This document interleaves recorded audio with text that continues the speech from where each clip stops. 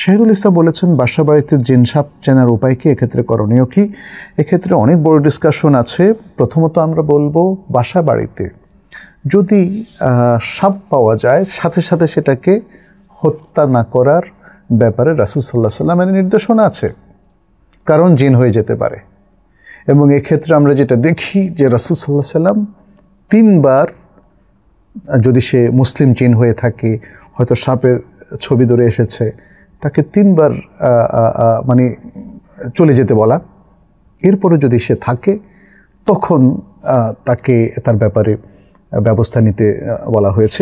প্রসঙ্গে একটা হাদিস আছে, হাদিসটা বুখারী, মুসলিম, আবু দাউদ সহ আরও অনেকগুলো গ্রন্থে এসেছে। আবু লুবাবা থেকে, আবু লুবাবা রাদিয়াল্লাহু তাআলা আনহু, তিনি বলছেন, নবী সাল্লাল্লাহু আলাইহি ওয়াসাল্লাম বলেছেন কি, নাহা আন কাতলিল জিন্নান আল্লাতী তাকুনু ফিল বুয়ুত।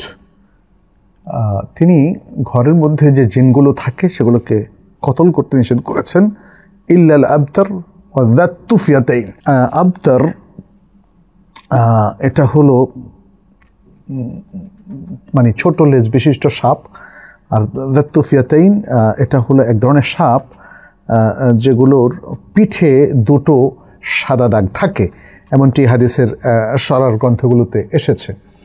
তো তাহলে এখানে এই ধরনের সাপগুলো, যেগুলো এখানে বলা হয়েছে যে মেয়েদের প্রতি তারা বদনজর দিয়ে থাকে, ইত্যাদি ইত্যাদি আরও নানা রকম কথাবার্তা এসেছে, তাহলে সেগুলো ছাড়া বাকি সাপগুলো জিন হওয়ার সম্ভাবনার কারণে নিষেধ করা হয়েছে। কোনো কোনো হাদিসে আমরা দেখি যে নবী সাল্লাল্লাহু আলাইহি ওয়াসাল্লাম 3 বার তাদেরকে সতর্কবাণী উচ্চারণ করার কথা বলেছেন। উলামায়ে কেরাম ইখতিলাফ করেছেন, এটা কি 3 দিন ধরে সতর্ক করবে নাকি 3 বার, নানা ধরনের ইখতিলাফ আছে।